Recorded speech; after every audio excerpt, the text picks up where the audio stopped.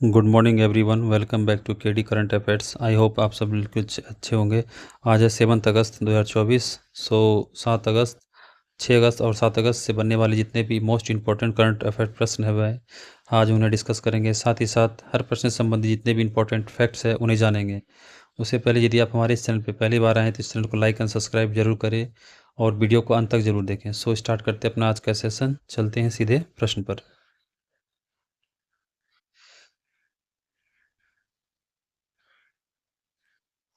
हमारा आज का पहला प्रश्न है, हाल ही में कौन सा राज्य किसानों से सभी फसलों को एमएसपी पर खरीदने वाला भारत का पहला राज्य बन गया है?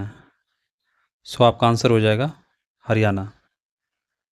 हरियाणा के मुख्यमंत्री ने सभी फसल की न्यूनतम समर्थन मूल्य एमएसपी पर खरीद की घोषणा की है, जिससे ये भारत में ऐसा करने वाला पहला राज्य बन गया है। इसके अतिरिक्त उन्होंने सिंचाई शुल्क में 133 करोड़ रुपये भी माफ़ किए हैं। वहीं झारखंड की बात करें तो झारखंड के अभ्रक खदानों को बाल श्रम मुक्त घोषित किया है। किसने किया है? राष्ट्रीय बाल अधिकार संरक्षण आयोग एनसीपीसीआर ने। कब किया? 5 जुलाई 2024 को। हरियाणा के मुख्यमंत्री कौन है? तो नायाब सिंह सैनी।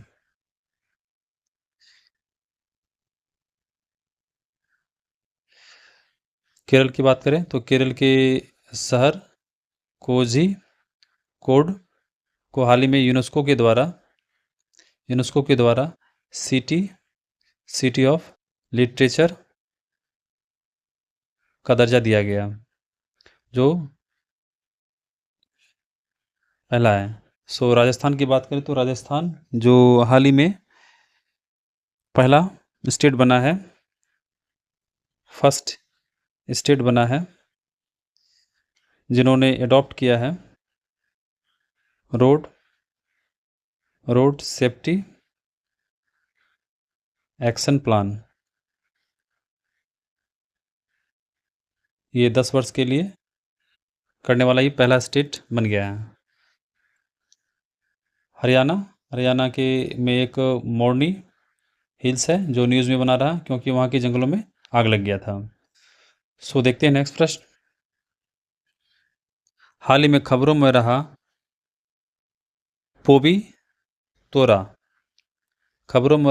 तोरा वन्यजीव अभ्यारण्य किस राज्य में स्थित है? आपका आंसर हो जाएगा असम। ये न्यूज़ में क्यों रहा? क्योंकि पोबीतारा वन्यजीव अभ्यारण्य में हाल ही में वहाँ की जंगली हाथी के द्वारा वहाँ के एक महावत को दुखद रूप से मार डाला गया, इसलिए ये न्यूज़ में बना रहा। ये कहाँ है? असम के मोरीगांव जिले में स्थित है पोबीतारा वन्यजीव अभ्यारण्य। ये एक सींग वाले गैंडे के लिए प्रसिद्ध है और सबसे अधिक घनत्व वाला भी घर है। 1987 में घोषित इस अभ्यारण्य जो उत्तर में ब्रह्मपुत्र नदी और दक्षिण में गरांग बिल से घिरा हुआ है। इसके अलावा असम के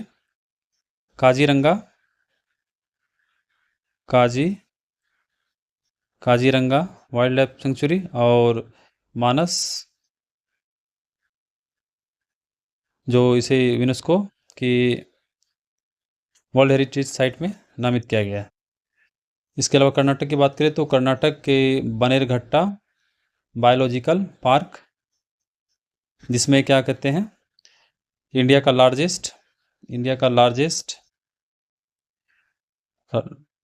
लार्जेस्ट लेपर्ड सफारी पार्क खोला जाएगा। कहाँ खोला जाएगा? बनेरघट्टा बायोलॉजिकल पार्क में। उत्तराखंड की बात करें तो उत्तराखंड के में इंडिया का फर्स्ट प्राइवेट बायोस्फीयर खोला गया है, बनाया जा रहा है, जहां जिसका नाम है Rajaji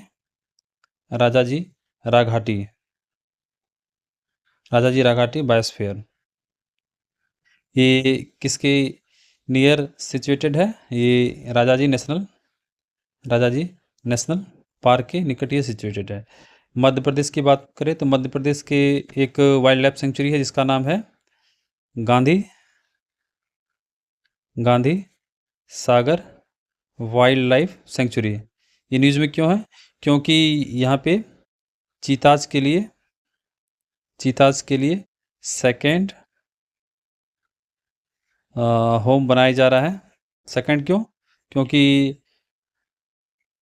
after Kuno national park, क्योंकि पहला कूनो नेशनल पार्क में चीता को रखने के लिए बनाया गया। तो देखते हैं नेक्स्ट प्रश्न।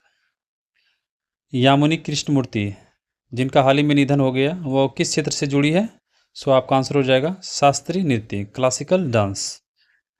भारत की प्रतिष्ठित शास्त्रीय नृत्यांगना जो यामिनी कृष्णमूर्ति है, जिनका हाल ही में निधन हो गया, शोक व्यक्त किया है, जिनकी 83 वर्ष की आयु में नई दिल्ली में निधन हो गया। 20 दिसंबर 1939 को आंध्र प्रदेश में जन्मी यामिनी कृष्णमूर्ति ने 5 वर्ष की आयु में ही भरतनाट्यम की प्रसिद्ध गायिका रुक्मणी देवी अरुंडेल से इन्होंने शिक्षा ग्रहण किया। देखते हैं नेक्स्ट प्रश्न। हाल ही में खबरों में रहा अस्त्र मार्क 1 मिसाइल किस प्रकार की मिसाइल है? ये आपका आंसर हो जाएगा हवा से हवा में दृश्य सीमा से परे एक मिसाइल है। ये न्यूज़ में क्यों बना रहा?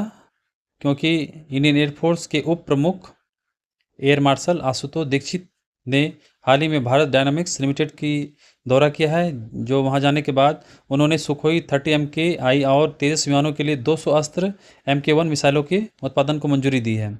ये अस्त्र मार्क 1 मिसाइल किसके द्वारा डेवलप किया गया है? DRDO के द्वारा ये डेवलप किया गया और इसे बना कौन रहा है? भारत डायनामिक्स लिमिटेड के द्वारा ये बनाया जा रहा है।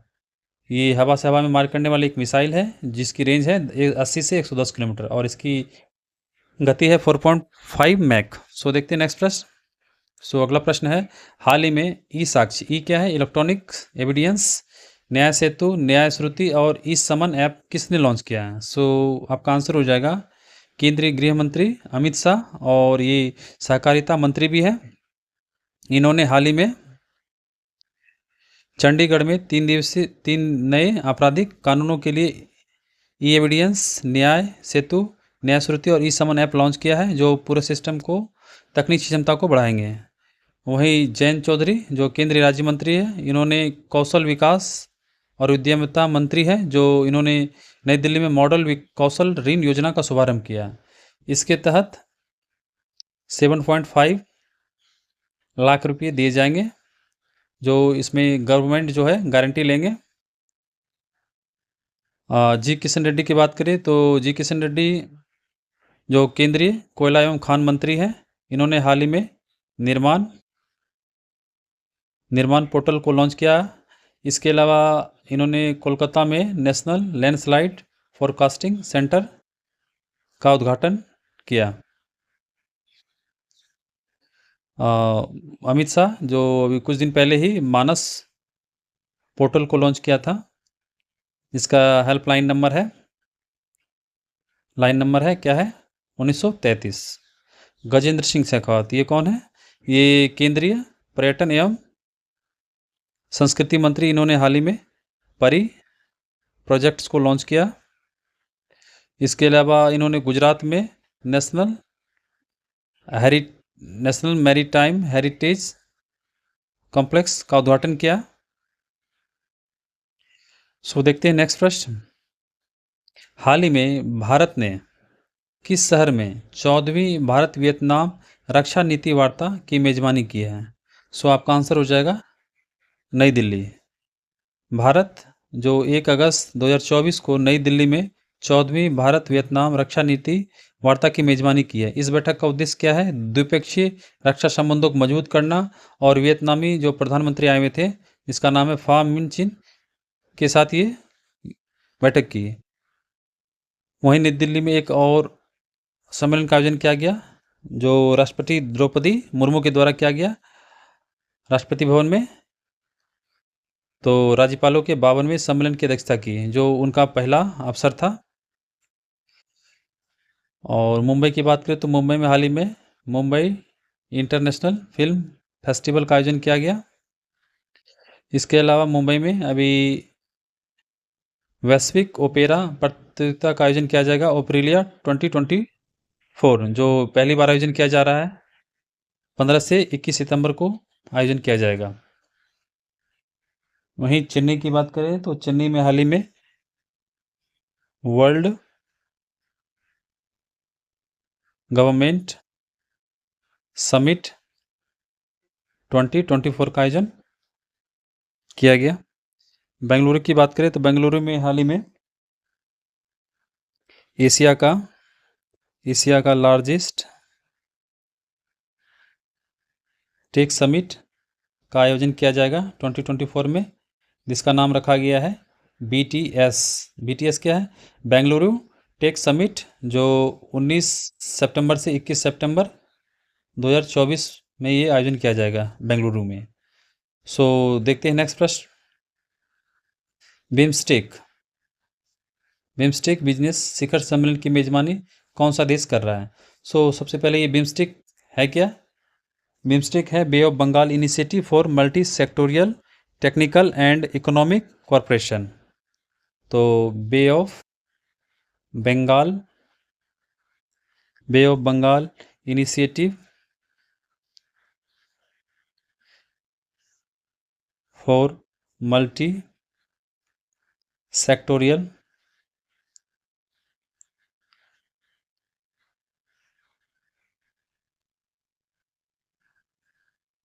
टेक्निकल एंड इकोनॉमिक कॉरपोरेशन, जिसकी स्थापना हुई थी 6 जून 1997, जिसका हेडक्वार्टर है ढाका में। अमेरिका की बात करें तो अमेरिका में हाल ही में नाटो समिट का आयोजन किया गया 2024 में वाशिंगटन DC में। वियंताने की बात करें तो वियंताने में हाल ही में 14वें पूर्वी एशिया शिखर सम्मेलन की विदेश मंत्रियों की बैठक किया गया वियंताने लाओ PDR में आयोजित की गई। सिंगापुर की बात करें तो सिंगापुर में हाल ही में Indo Pacific economic framework for prosperity के मिनिस्ट्रियल मीटिंग किया गया। IPEF Indo Pacific economic framework for prosperity जो कब किया गया था? ये जून के महीने में किया गया था। देखते हैं नेक्स्ट प्रश्न। पेरिस ओलंपिक 2024 के समापन समारोह में भारत का ध्वजवाहक फ्लैग बीयरर किसे चुना गया है? आपका आंसर हो जाएगा मनु भाकर। भारतीय ओलंपिक संघ इंडियन ओलंपिक एसोसिएशन के अध्यक्ष कौन है? PT उषा। इन्होंने हाल ही में 11 अगस्त को होने वाले पेरिस 2024 ओलंपिक समारोह के लिए भारत का ध्वजवाहक चुना है मनु भाकर को। अभिनव बिंद्रा की बात करें तो अभिनव बिंद्रा को इंटरनेशनल ओलंपिक कमेटी के द्वारा ओलंपिक ऑर्डर से सम्मानित किया गया है। अचंथा शरत कमल और PV सिंधु को ओपनिंग सेरेमनी के लिए फ्लैग बियरर बनाया गया था। गगन नारंग ये कौन है? इसे पेरिस ओलंपिक 2024 के लिए सेफ डी मिशन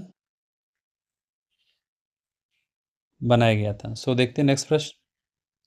हाल ही में समाचारों में रहा लीजियोनेयर रोग किस वाहक के कारण होता है? आपका आंसर हो जाएगा बैक्टीरिया।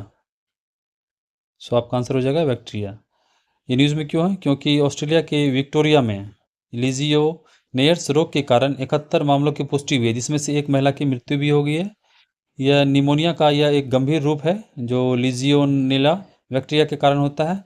यह पानी के प्राकृतिक निकाय जैसे टैंकों जैसे जल प्रणालियों में पाया जाता है। यह व्यक्ति से व्यक्ति नहीं बल्कि दूषित जल एरोसोल के सांस के माध्यम से फैलता है।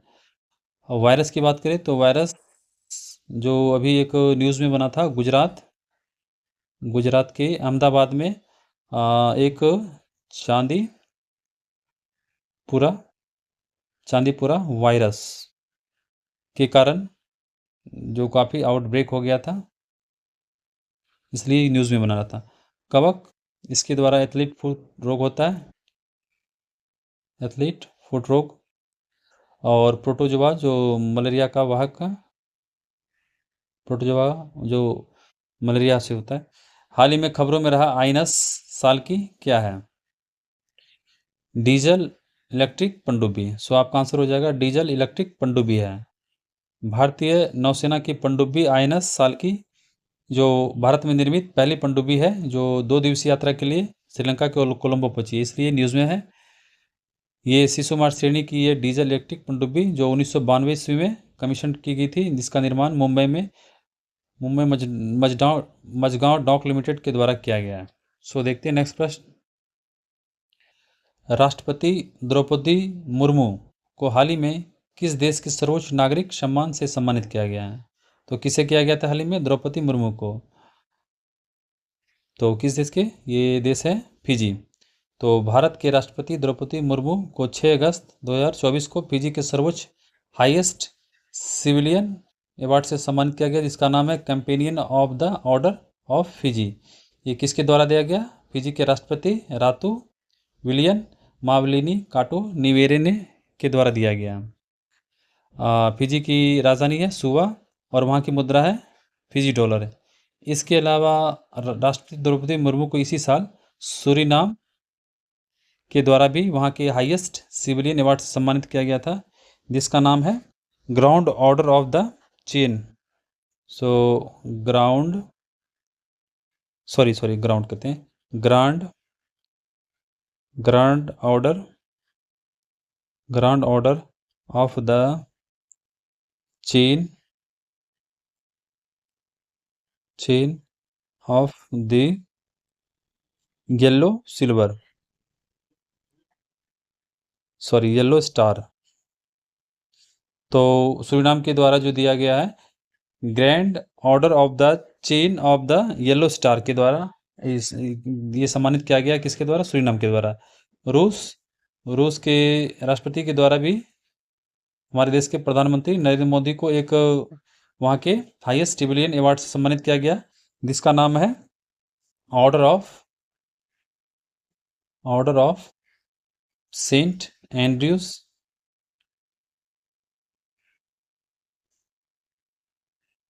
The Apostle. मॉरिशस जो न्यूज़ में था, मॉरिशस कंट्री, जो यहाँ की यात्रा जो विदेश मंत्री एस जयशंकर के द्वारा किया गया था, वहाँ पे हाल ही में एक मैत्री पार्क का उद्घाटन किया गया था। सो देखते हैं नेक्स्ट प्रश्न। हाल ही में किस राज्य सरकार ने मुख्यमंत्री मय्यन सम्मान योजना शुरू किया है?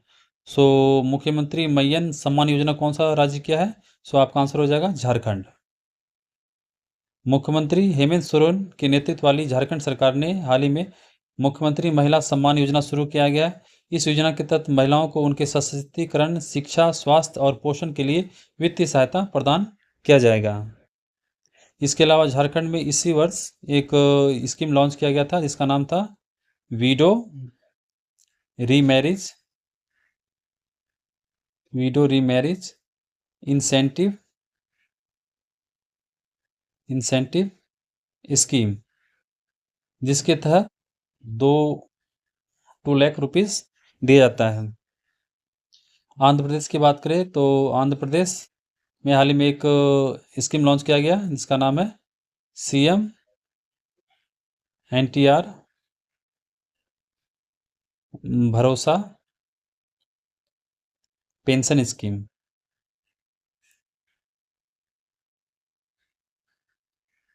उत्तराखंड की बात करें तो उत्तराखंड में हाल ही में मुख्यमंत्री लखपति दीदी योजना शुरू किया गया है। छत्तीसगढ़ की बात करें तो छत्तीसगढ़ की महिलाओं के लिए वहाँ के मुख्यमंत्री के द्वारा मुख्यमंत्री